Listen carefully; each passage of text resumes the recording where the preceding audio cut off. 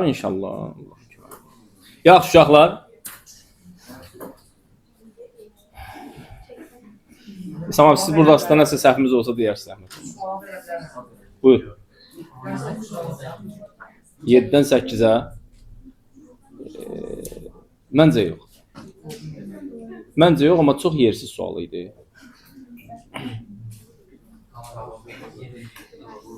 Başlayaq. Deməli uşaqlar, bugünkü dərsimiz olacaq. Səsinizi kəssəz Allahın köməkliyi ilə inşallah zərflik. Kəsməsəz də yenə zərflik olacaq, amma xahiş edirəm kəsin. Deməli zərflik nədir? Cümlədə hərəkətə aid olan icra tərzi, zaman, yer, əlamət və hərəkətin dərəcəsini, kəmiyyətini bildirən, baxın, əlamət. Həmçinin hərəkətin səbəb və məqsədini bildirən cümlə üzvüdür. Neçənci dərəcəli cümlə üzvüdür?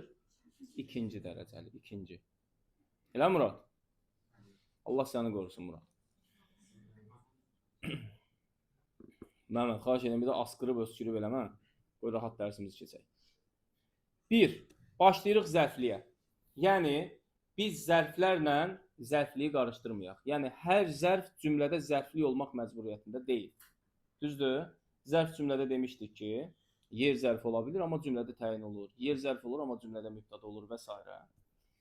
Bir də yer bildirən isimlərin cümlədə zərfli olması zamanı həmən isimləri zərf kimi götürməyib. Məsəl üçün, cümlənin yer zərfliyi nə ilə ifadə olunubdur? Deyək ki, babam kənddə yaşayır. Kənddə nədir? Kənddə yer bildirən isimdir. Amma yer zərfliyi nə ilə ifadə olundu deyəndə uşaqlar çox vaxt götürürlər yer zərfi kimi. Yəni bu şeyləri qarışdırmayaq. İndi baxaq görək nə var, nə yox. Bu niyə belə ürəyə getdi yenə bunun? Deməli uşaqlar, birinci tərzi hərəkət zərfliyi. Tərzi hərəkət. Nələrlə ifadə olunacaq? 1. Tərz zərfləri ilə. Keçmişik tərz hərəkət zərfləri. Ölü bir sükut. Bu nə deməkdir? Epitet. Ölü sükut. Yaxşı, Hikmət. 5-3 dənə tərz hərəkət zərfi də görüm. Tamam, Hikmət astadan cavab verdi. Nə tərzdə? Və yaxud da Hikmət rusca danışırdı. Nə tərzdə danışırdı? Düzdür? Ay sağ ol. Ola bilərmi ki, Əli saymaz yana durub sinifdən çıxdı? Saymaz yana sinifdən çıxdı. Nə tərzdə? Saymaz yana. Düzdür? Olacaq bunlar tərz hərəkət zərfi ilə ifadə olunmuş tərz hərəkət zərfliyi. Başqa nələr cümlədə tərz hərəkət zərfliyi ola bilirdi? Feili bağlama və feili bağlama tərkibləri.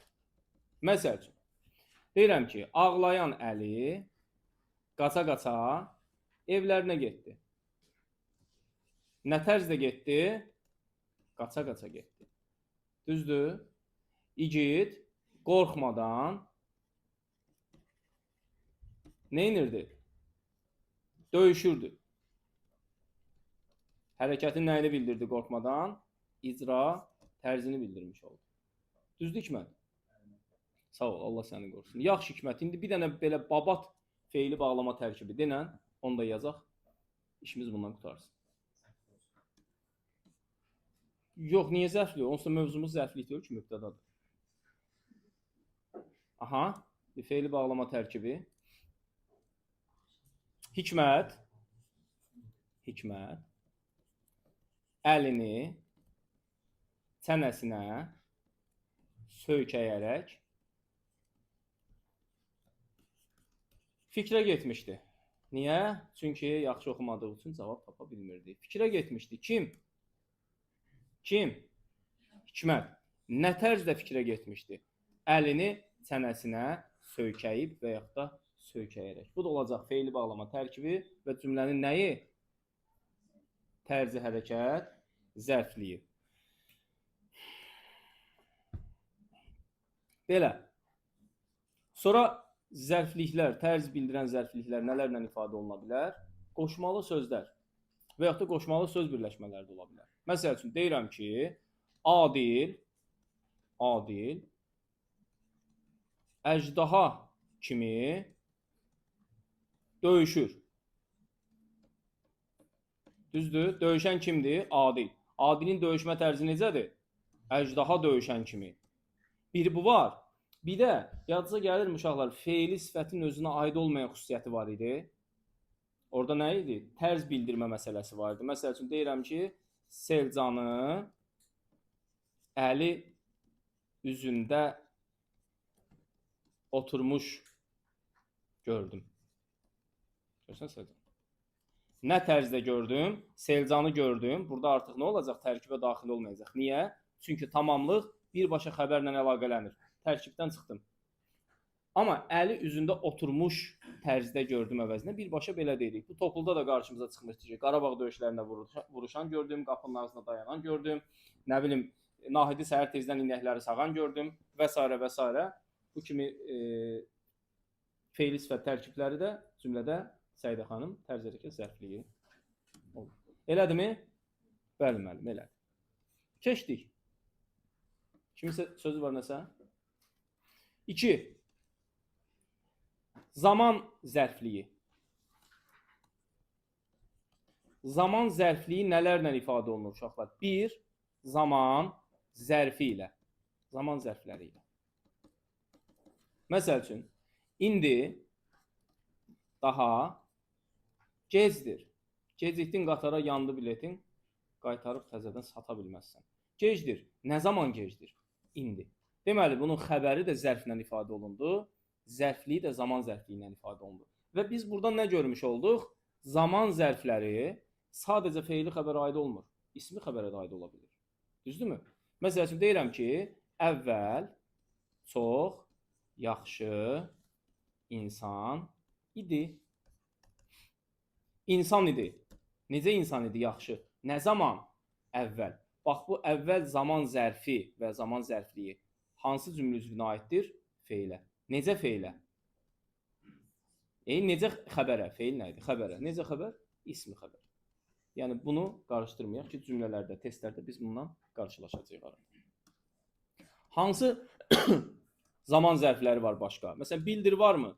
Bildir, çox qar yağmışdı. Nə zaman yağmışdı? Bildir. Zaman zərfi idi. Düzdür? Bu iniş ildə ola bilərdi. Sırağa gün kəndə getmişdik. Nə zaman? Sırağa gün getmişdik. Zaman zərfləri. Yox, iniş ildə, bildirdə sırağa gün. Üçü də sadə zaman zərfidir. Cümlədə də sadə zərflidir. Oldu? Yaxşı. Biz nə dedik? Zaman zərfləri.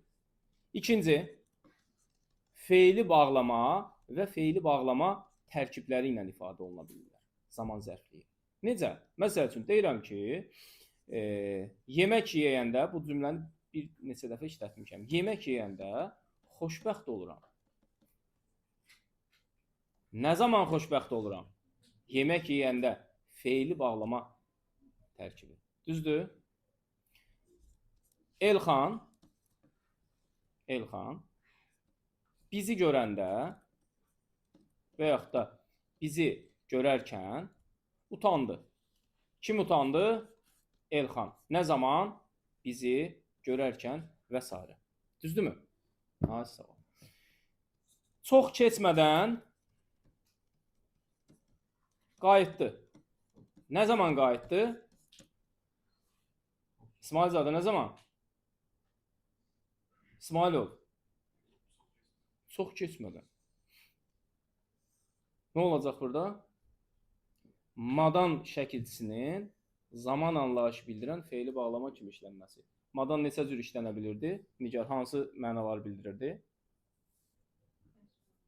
Tərz bildirirdi, zaman bildirir. Bir də əsas məsələ əmr şəkillərində işləndikdə nə bildirirdi? Şərt bildirirdi. Şərt. Lunatiksiz, balıq yaddaşından yaşayır elə bil. Uyur gəzər. Gəldiniz dərsdə göz açıq, amma yatırsınız. 2 gündən sonra yine sual verəndə uçdu getdi quşlar. Sən də getdin. Sonra nə oldu? Yağdı yoxsa yağmadı yağışlar? Yaxşı. Deməli uşaqlar feili bağlamanda dedik zaman zərfi olaraq. Bir dənə istisna deyim uşaqlar. Biz normalda dedik ki, təsirlik hal şəkilçisi qəbul etmiş söz cümlə üzvü kimi yalnız və yalnız nə olur? Tamamlıq olur.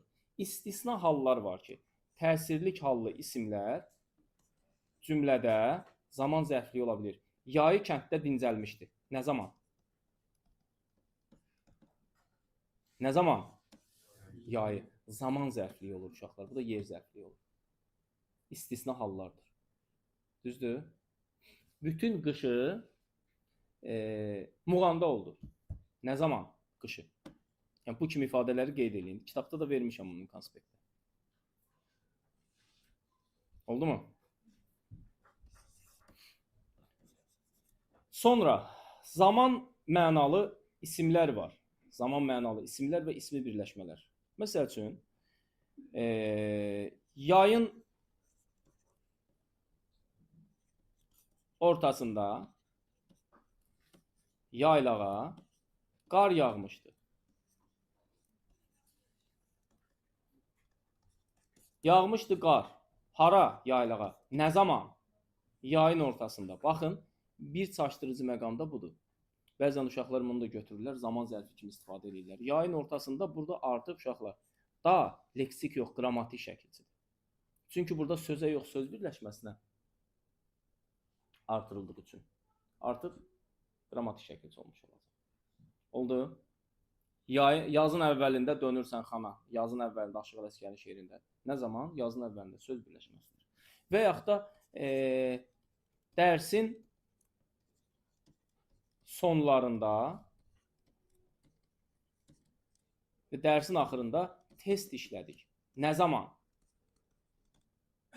Dərsin sonlarında, dərsin axırında. Sonra uşaqlar, deyirəm ki, dərsdə sənə söz deyəcəm. Dərsdə olsun və yaxud da nə olacaq? Tənəffüsdə sənə söz deyəcəm. Baxın, bu ifadələri mən sizə yazdırmışdım. Yadınıza gəlirmi? Dərsdə, tənəffüsdə, iclasda. Bax, bu kimi sözlər nə zaman sualına cavab versələr, uşaqlar, yerlik halda nə sayılır bunlar? İsim sayılmış olur. Bu. Sonra qoşmalı sözlər və birləşmələr. Qoşmalı söz və qoşmalı birləşmə. Qoşmalı söz necə olacaq? Mesela deyirəm ki,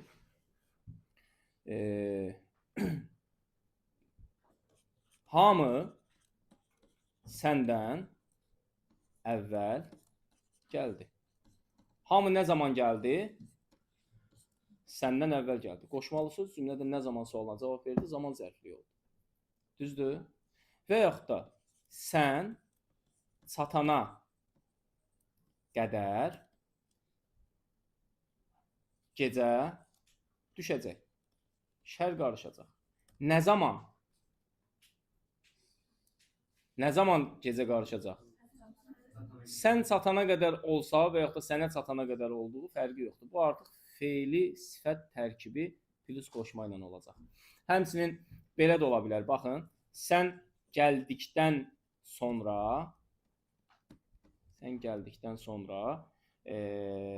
toy başlandı. Deyək. Nə başladı? Toy. Nə zaman? Sən gəldikdən sonra. Burada biz nəyi görmüş oluruq uşaqlar? Bir istisna durum vardı. Yadınıza gəlirmi?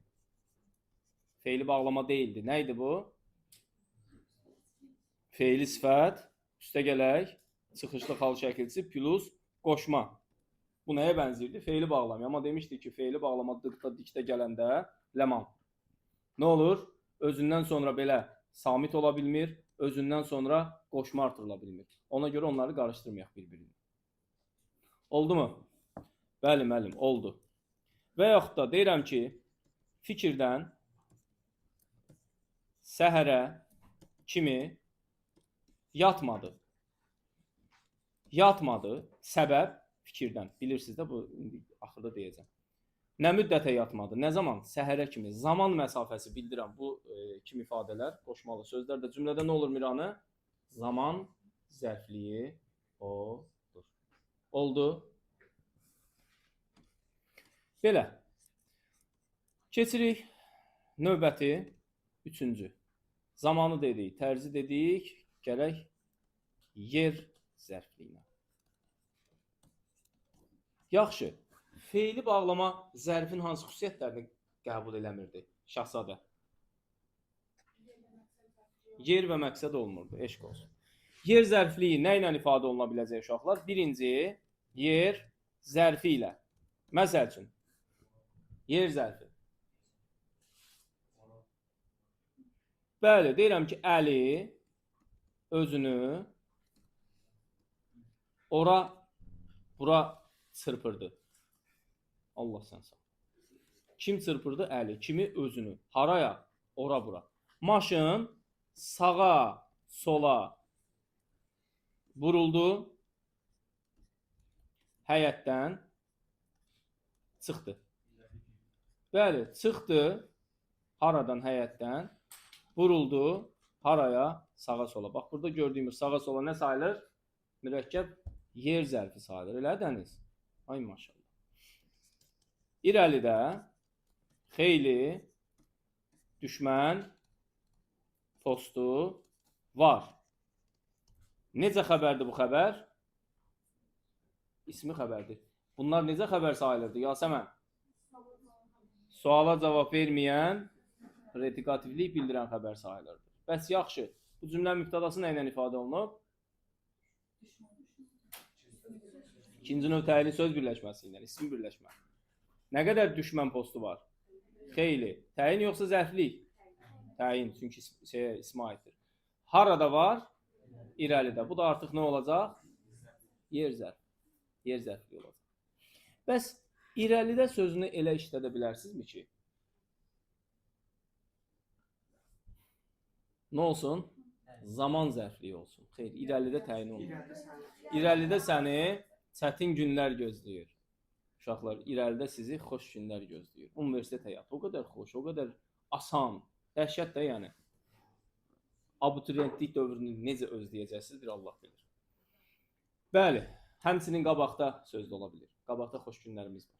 O artıq zaman zərfliyi olmuş olacaq. Yer zərfindən əlavə, yer zərfindən başqa nə olur uşaqlar? Yer, məkan bildirən nə? İsimlər nə ifadə oluna bilir? Yer, məkan bildirən isimlər. Deyirəm ki, Murad şəhərdə yaşayır. Kim yaşayır? Murad harda yaşayır? Şəhərdə. Şəhər nədir? Yer, məkan bildirən isimdir. Düzdürmü? Çəmənlikdə bir cüt quzu və yaxud da çəpiş otlayırdı. Nə otlayırdı? Quzu. Neçə? Bir cüt. Niyə bu cütü bərabər götürdük? Numerativ sözlər, çünki ayrılmırdı. Bəli. Harada otlayırdı? Çəmənlikdə. Yer, məkan bildirən düzəltmə isim. Düzdür? Və başqa. İndi sonra nə ola bilər? Söz birləşməsi olar, ismi birləşmə. Məsəl üçün deyirəm ki, nə deyirəm? Nigar kənd məktəbində oxuyur. Neynir? Oxuyur. Kim? Nigar. Harada? Kənd məktəbində. Düzdür? Dənizin sahilində bulvar saldılar. Harada? Baxın, bunun altından mən mübtədanın xəttini çəkdim. Düzmü çəkdim? Bəli, bəli. Ayda, siz... Bəli, tamamlıq olmuş olacaq. Harada? Dənizin sahilində. Üçüncü növ təyinli söz birləşməsi. Yaxşı, sonra nə var idi uşaqlar? Sonra var idi qoşmalı sözlər və birləşmələr.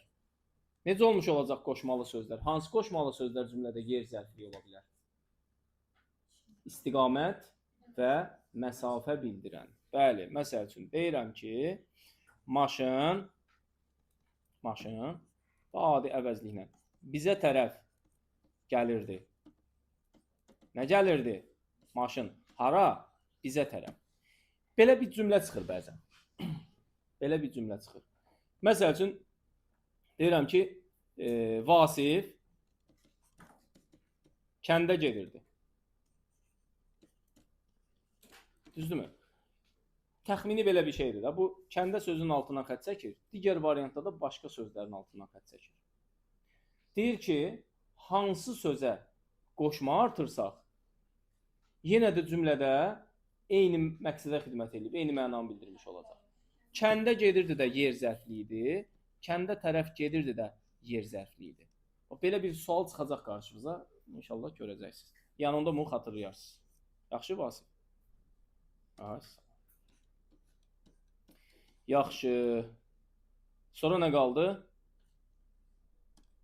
Dördüncü, kəmiyyət zərfliyi. Kəmiyyət zərfliyi həm hərəkətə, həm də əlamətə aid ola bilir. Necə əlamətə aid olur? Əlamətin dərəcəsini bildirir. Məsəl üçün deyirəm ki, Özcan bir qədər rahat idi və yaxud da narahat idi. Rahat idi kim? Özcan. Nə dərəcədə rahat idi? Bir qədər, bir xeyli. Bu artıq, baxın, ola bilsin ki, bu xəbər ismi xəbərdir. Amma bu xəbər sifətlə ifadə olunduğu üçün əlamətin dərəcəsini bildirən, dərəcə bildirən sözlər cümlədə olacaq kəmiyyət zərfliyi. Oldu mu? İndi desəm ki, Özcan çox dərs oxuyur cümləsindəki çox sözü hansı cümlə üzvü olacaq? Təyin olacaq. Bəs biz Özcanın dərsini aradan qaldırsaq, zərfli olmuş olacaq. Çünki artıq hərəkət aid oldu. Düzdür? Deyirəm ki, qazancımız 1-ə 10 artdı. Nə olacaq bu 1-ə 10? Zərfli, kəmiyyət zərfli olmuş olacaq. Və uşaqlar, burada belə bir məqam var. Hava çox soyuqdur ifadəsində biz görürük ki, soyuqdur sifətdir. Bu da çox söz olaraq ədatdır axı. Normalda ədatdır. Niyə görə? Çünki əlamətin əvvəlində lap olduqca çox, elə Toğrul, çox şirin, çox ağıllı, çox gözəl olmasa da bu uşaqlar qulaq assın dərsə. Amma bunun əlamətin dərəcəsini bildirən söz kimi cümlədə kəmiyyət zərfliyi kimi götürürlər. Yadınızda neynəsin? Qalsın. Sonra kəmiyyət zərfliyi başqa nə ola bilər uşaqlar? Bir dənə feili bağlama vardı, yadınızdadırmı? Sudan doyunca içdi. Bəli, olacaq bu cümlədə kəmiyyət zərfliyi. Bir də kəmiyyət zərfliyi nə ola bilər? Qoşmalı söz. Məsəl üçün deyirəm ki, Hikmət mələk kimi xeyirxahdır. O sanki bir mələkdir. Davam demirəm. Hikmət nə dərəcədə xeyirxahdır? Mələk kimi. Baxın uşaqlar. Mələk kimi insandır olmuş olsaydı, insandır. Bu olacaqdı nə? Təyin. Amma əlamət bildirən sözə aid olduğu üçün nə olacaq? Zərflik. Əlamətin dərəcəsini bildirən zərflik. Ad çəkməyə ehtiyac yoxdur. Amma belə gedib evinizdə yata bilərsən baba. Niyə olmur ki? Xeyr, doyana qədər işdir. Nə qədər işdir yəni. Sonra kəmiyyət zərfliyi başqa nə ilə ifadə oluna bilir uşaqlar? Nə qaldı demədiyimiz? Necə? Aha. Yox. Hə, orada bir-iki dənə ifadə var. Məsəl üçün, deyək ki, Aysu sonuncu gəldi. Hə, orada zərflik olur, amma yəni o istisna məqamlardır da. Bir dənə var, söz birləşməsi. Məsəl üçün, deyirəm ki, İsmail da mənim qardaşım qədər işləyir. İşləmə kəmiyyəti artıq burada nədir? Mənim qardaşım qədər.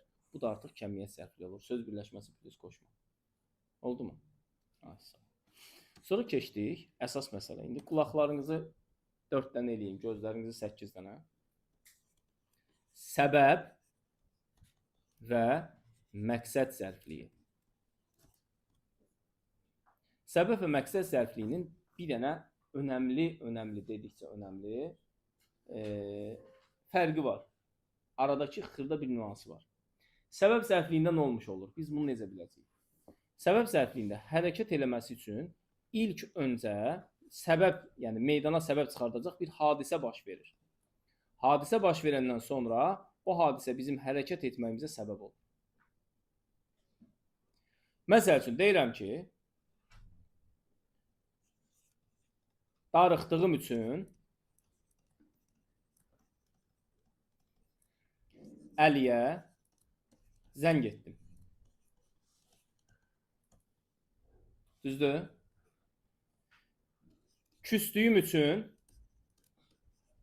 görürsünüz daha çox feili sifət, küstüyüm üçün və ya küstüyümə görə onu danışdırmadım. Baxın, hər ikisində də uşaqlar.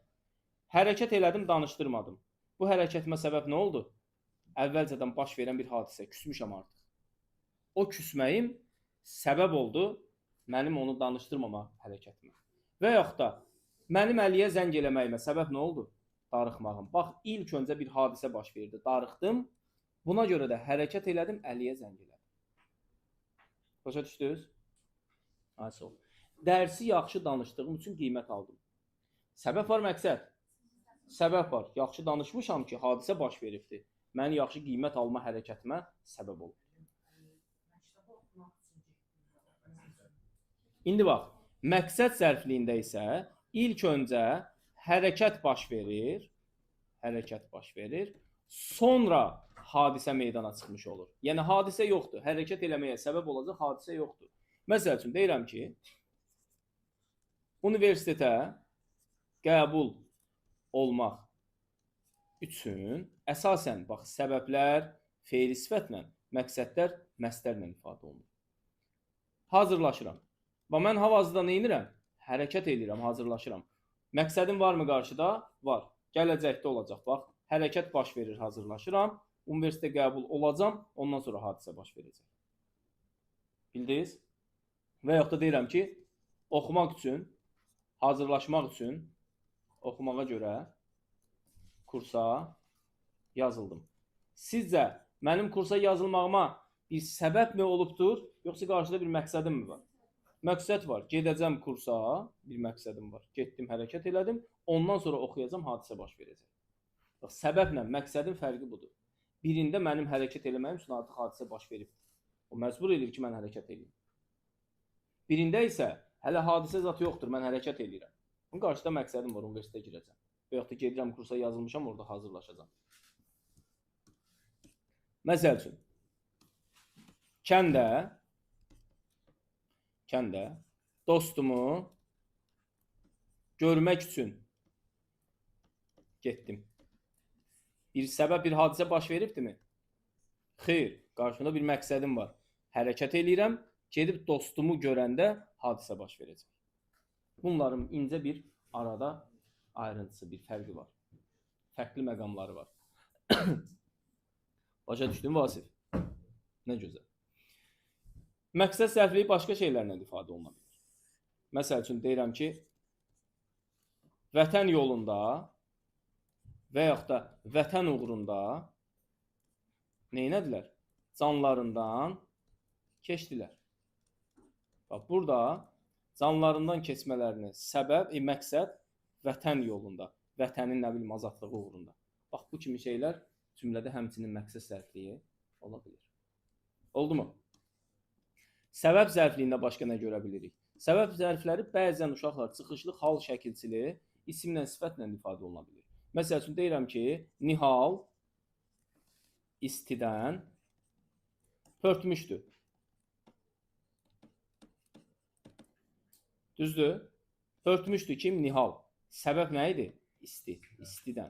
Və yaxud da o soyuqdan, isim də ola bilər, hirsindən və yaxud da əsəbdən neynirdi? Titrəyirdi. Bax, üçünü də bu sözə, bu cümləyə sıxışdırmaq olur. Titrəyirdi kim? O. Nə səbəbə? Soyuqdan. Nə səbəbə? Hirsindən və yaxud da əsəbdən. Oldu? Bunların heç biri düzəltmə zərf deyil, ha. Nədən, nə səbəbə sualına cavab verir və bunlar nə olur? Cümlədə səbəb zərfliyi olur. Banu. Oldu mu? Səbəb zərfliyi başqa nə ilə ifadə oluna bilirdi? Feili bağlama ilə. Yadınıza gəlirsə, ıb araq şəkilçili feili bağlama. Məsəl üçün, düşmən qorxub geri çəkildi. Düşmənin geri çəkilməsinə səbəb nədir? Bəli, qorxması. Düzdürmü? Və yaxud da deyirəm ki, öz zan utanıb pərt oldu. Pərt olmasına səbəb nədir uşaqlar? Utanmasıdır. Və sonra deyirəm ki, Əli pərt olub və yaxud da pərt olaraq çölə çıxdı. Kim çölə çıxdı? Əli. Səbəb nə idi? Pərt olması idi. Bax, bu kimi ifadələr biz feili bağlamanı işləyəndə qarşımıza nə qədər desəz çıxıbdır. Oldu mu? Başa düşdünüz? Allah sizi qorusun. Vəssalam, bu da sizin zərflik